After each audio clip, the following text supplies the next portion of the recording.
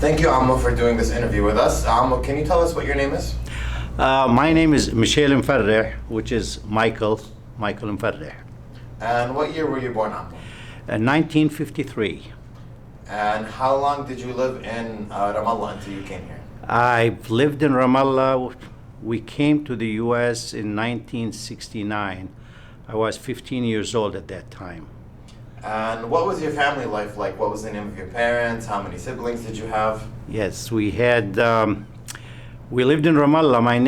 My dad's name was Naim Muffareh, and my mother was Victoria Muffareh. We lived in Ain Musbah neighborhood. I have three brothers. One of them is Sami, one is Albir, and the youngest was Akram. And I have one sister. Her name is Muna. We all lived in Ain Musbah in Ramallah. And do you remember your house? Do you guys still have the house? Well, we lived in a small house in Ain Musbah. It was, at that time, Ain Musbah was far away from the city. So, it took us lots of effort to get to the city. We have to wait for the bus. The bus used to come like once every hour and a half. And sometimes we walk, so we were doing lots of exercises by going back and forth. And it wasn't an easy life, but we had good time. We enjoyed it when we were there. Yeah. And do you remember your grandparents? Absolutely, yeah. What were their names? From my father's side, I remember my grandmother. Her name was Ni'ma Awais. She had, they used to call her Sitt al-Arayis. But my grandfather, my dad's father, I don't remember him. He passed away at a young age. But from my mother's side, I had Brahim Muffareh and Zarif Muffareh. And those are my grandparents. And of course, Siti Zarifa came from the Shamiya family. Her mother was from the Rabah family, and her father is from the Shamiya family. And my grandfather is a Muffareh. Okay. And, we had big family. Yeah. And what kind of memories do you have of your grandparents? Well, my grandfather was in America, so I don't remember very much of him. But my grandmother was always nice to us, and she treated us like her kids. And they were always very kind, and they helped us tremendously. They went out of their way to let us have what we want, which wasn't very much, but they did go the extra mile for us, and they spoiled us. But it was a very easy and simple life. And what kind of work did your family do? In Ramallah, my dad was working for Hotel Oda, they call it, the Grand Hotel in Ramallah. And then he had his own business. He purchased Funduk Harb in Ramallah at Shara al-Iza'a. And also he purchased a Muntaza in Jericho, in Riha. So he had one during the summer in Ramallah, the Funduk Harb, and the other one is Muntaza Harb in Riha. He did it during winter. And that was until the 1967 war. And that's when everything went downhill, after the war, when Israel took over, killed the business, and nothing was happening at that time. So can you tell us a little bit of the kind of things you experienced during the 1967 war? At that time, I was 15 years old, and we basically listened to the news, what they were telling us, and the news was coming in from the radio at that time. Very few people had televisions at that time, and we thought it's going to be disastrous. Well, of course, we thought, according to the radio, that the Arabs were winning. But then before we know it, the Israelis were in Ramallah controlling the entire city. And they were telling us those are the Iraqi army coming in to help. But it turned out to be that the Israelis, they came in and they took full control of Ramallah. And they didn't treat us very nice at the beginning. They were very, very tough. But of course, as a little kid, we didn't pay much attention to it. But it was kind of difficult when the Israelis moved in, when they came in, yeah. So as little kids, how do you feel like did your childhood change at that point? Did it make things feel harder to be a kid? Did you feel that your childhood was maybe taken away from it? It was, yes, it was, because Every now and then they have curfew. And where we lived, it was in the mountain in Ain Musbah, all the way in the mountain, and no other houses were behind our house. Our house, everything behind us was like the wilderness. So when they have curfew, we just play outside, and it didn't bother us, but not with Israel. When they have curfew, they send the soldiers walking in the mountains, and if you're outside of your house, they start yelling at you, and if they catch you, they beat you up. And they want you to stay inside your house and not even to open the windows. We have one incident that our bathroom window was open. And when they came to the house, and I said we were the last house in the neighborhood on the block, they came knocking at the door telling us to close the window and then close the door. So we really were inside like a prison. And they were outside giving us orders. It was almost like you were jailed in your own home. Exactly. That's how it was. And it was a relief for us to leave. Back in 1967, my father and my older brother came here first, and then they did the paperwork for us, and we followed them the year after. And we thought it was a great relief. And during that time, were you able to, let's say before 1967, were you able to go around like Palestine itself, or was it only inside the confines of the West Bank? Like, did you go to Jerusalem? Did you go to... Absolutely, yeah. Before the 1967 war, we were free to do whatever we want, go anywhere we want in the West Bank, Jordan, any of the Arab countries. After Israel came and they annexed East Jerusalem, we couldn't even go to Jerusalem. We could only stay in Ramallah, and if we were to go to a different cities like Nablus or any other cities, Khalil or Bethlehem, they have checkpoints, and they could just come in and they can stop people, and if they don't like what you have, they take you and put you in jail, and they bother. Let's put it this way: they were bothering anybody and everybody. They want everybody to stay in their place at that time, and it wasn't easy with them, and they weren't very nice. I have a story. I remember one of those curfews. Like I said, we lived at the edge of the town, and we thought that no one can bother us out there. One of our neighbors was sitting in the veranda in front of his house, and his house was facing the mountain, not the street. The Israeli army came in during a curfew because he was sitting in front of his house, right in front of his house at the veranda. They came to him and they started beating him up, and we were watching him from our window. He was our next door neighbor.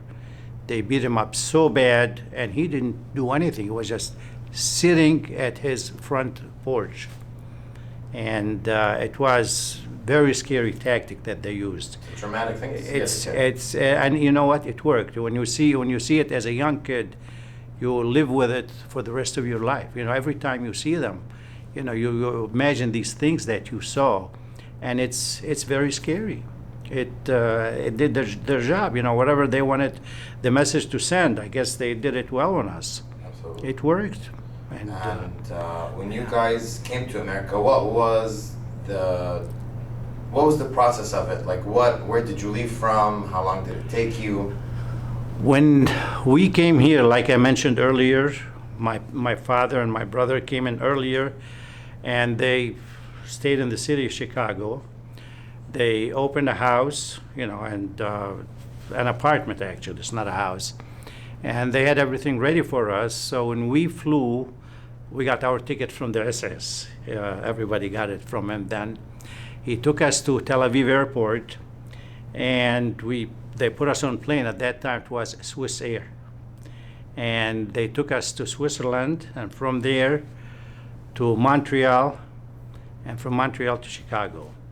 It was a good trip. First time on the plane, we thought we're going to the free world, which it was, yeah. And a completely different life than what we lived. We read about New York, about Niagara Falls, about Las Vegas, about the Panama Canal, and all those things. We heard about it from the books, and then when we came here, we had the opportunity to see the real thing.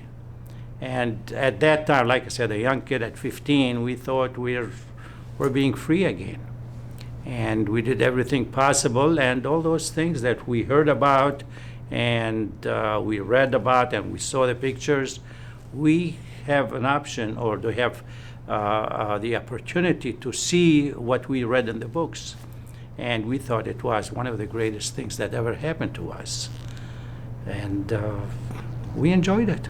Absolutely. Yeah. And when you guys came, did your grandmother and your grandparents, did they come with you, or did they stay in? No, at that time, my grandmother from my father's side passed away in Ramallah, and my grandfather that was in America came back to Ramallah and passed away in Ramallah, but my grandmother came to Chicago. And basically within a few years, almost every one of our relatives came to America, and they're all over the country. We have relatives in Illinois, in Michigan, in California, Florida, in Washington, everywhere. And So- it's basically everyone is here now, with the exception of one cousin that I have Right. back home. Yeah. So when you guys came to Chicago, how did life change for you? What was it like? What kind of businesses did you guys have? Did you have any? It's when I came here myself, since I was a young boy, I went to school. I continued to be in school and working. I worked at a shoe store as a stock boy at the beginning while I was in school. It was very interesting. I never worked before in my life, and here I am. And then, when I give you a check, hey, I'm making money, and we thought it was something nice, And we saw the opportunity. We came from a different country, and at that time, even though we lived a good life, but it was a difficult life, but in America you have so much opportunity, and we start assessing the situation, what's the best thing to do, and we came here to work. And we realized, to get into the real estate, and that's what I did personally, and it worked for us. It worked, and here we are. Absolutely. Now- And do you have, are you married? Do you have any kids? Yes, I got married at a young age. 5 years after I came to the U.S., I was married at age 20. And my wife, Ida, her name is Ida Zanayed, and we have 4 daughters and 1 son, a total of 5. We've been married almost 50 years now. Back in 48 years. In 1974, I got married. That's incredible. In 1974. And I had my own business, like I said, in real estate. I was real estate, appraisal, and income tax business, all connected together. And my wife helped me, and she took care of the kids. And my kids grew up, and they all graduated from college, and they're doing very, very well, thank God. And now we live, me and my wife, by ourselves in Chicago. I have 2 daughters live in Nashville, Tennessee, 1 daughter that lives in Sugar Land, Texas, 1 daughter lives in Chicago, and my son also lives close by. Yeah. That's great. And how did you meet your wife? My wife, it happened to be, she's my cousin, and I met her in Chicago. She came in when she was 4 years old. And at that time, when we first came in, the Ramallah community was different than what it is now. We all got together. Most of us from Ramallah and Chicago, I'm talking about, we lived almost in the same neighborhood. And everybody saw each other on a regular basis. If we don't see each other 3 or 4 times a week, that wasn't a normal week. And then as we grow, the family grew, and more people start coming in, start moving out of the city and going to the suburb. We got further away, and now we hardly see anybody. It's life even changed here for us, Right. and it's something that we have to accept. Even like I said, my kids don't even live with us in the same city. Right. Why? Their jobs take them to their to where they were were needed, and it's a different life. It's a completely different life. We try to do the best we can. Sometimes it may not work the way we want it, but we have to accept it, Absolutely. and we make the best out of it. Absolutely. Yeah. And can you tell us a little bit how you became involved with the Federation? I know you've mentioned before you were a past president. I'm yes, a past president. I've always loved to work with the Ramallah community. When I came in, like I said, we were together and we created, the Ramallah Club of Chicago was created, and I joined that club at a very young age, and I was very active. I served as every position there is, and I stayed there for all those years. I've never, other people come and work a few years and they leave. In my case, I stayed. I worked every single year. Whoever the president or the executive committee, I've always helped with them. And I did quite a bit with them. And then we start attending the convention. And I think I have attended every single convention for the last maybe 35, 40 years. I never missed a convention or any mid-year meeting. And I've made many friends, and I know a lot of people from the Ramallah community nationwide. And then I've decided to step in and be to run for the office of president. We had a nice election at that time. It was in 2005, I believe, in 2005. We had nice gathering. We had many members, and election were held. I won the election. I became the president for 2005, 2006. That's wonderful. And I've been involved ever since. I mean, before and until now, I continue to support the Federation, work with the Federation, and see the new generation taking over. And they are. We don't, as a matter of fact, in Chicago, the young generation are taking over. That's wonderful. It's, one of those people. I step aside, give opportunity to someone else to help, but yet behind the scene we help them and we work with them. Yeah. And what do you think about how the Federation has changed over the years? What's different about the conventions then versus the conventions now? The way I see it, and I lived through it, in the past, when we go to a convention, we met all the older generation. What I mean by older generation, people, older than me, and they always ran the show. And we come to the meeting, always packed, lots of argument and discussion, and then they become friends. So I've been through that, and I can continue to participate and see how they're doing. And I said, this is wrong, and this is wrong, and this is wrong. If I was a president, I would eliminate this and this and this, and I would do it this way. And before you know it, I did become a president, and I changed as much as I could the thing that I thought wasn't done the right way.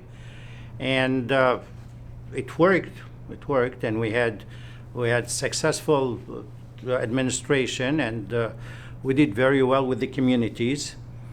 And now it's time for me to move to someone else, and I see it. So I was watching the older people, I took over, and now the young people are taking over. So I lived through it all, and I continue to participate and support whoever working for the Federation. That's wonderful.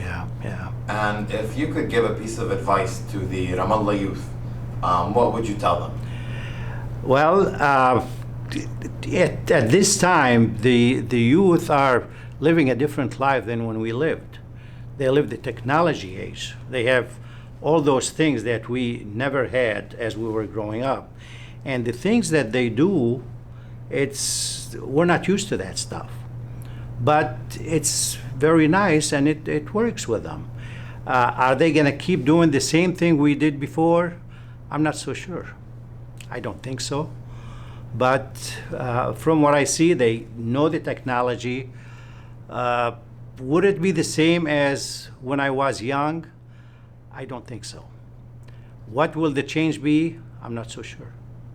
But it's taking place. It's taking place. Is it going to be better? Hopefully, yes.